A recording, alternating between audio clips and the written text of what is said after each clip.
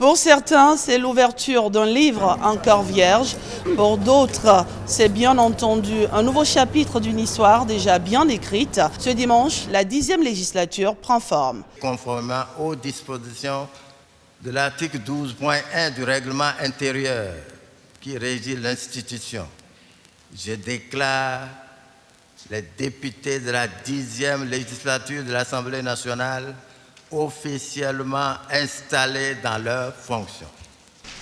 Par cette déclaration d'installation, les 109 députés de la 10e législature entrent officiellement en fonction avec une exhortation claire. Au-delà de nos sensibilités, de nos appartenances politiques et de nos parcours, nous sommes désormais unis par une responsabilité commune: défendre l'intérêt du peuple, sauvegarder les valeurs de la République et œuvrer par des débats démocratiques et le travail législatif au progrès de notre pays.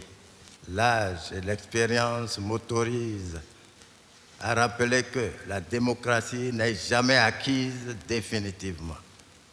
Elle se nourrit du respect mutuel, de l'écoute, de la confrontation des idées dans un esprit de loyauté et de responsabilité.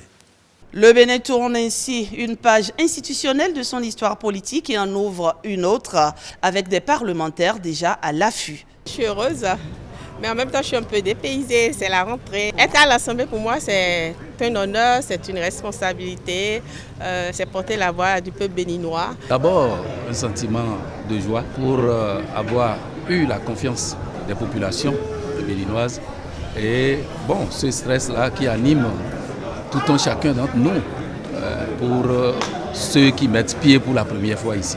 Et je suis fier d'appartenir à la nation béninoise qui, disons aujourd'hui, à travers le peuple béninois, m'appelle à d'autres fonctions que je suis prêt à honorer avec engagement, avec enthousiasme.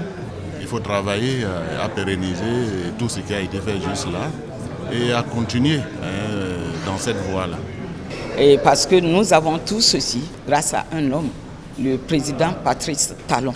On ne le remerciera jamais assez.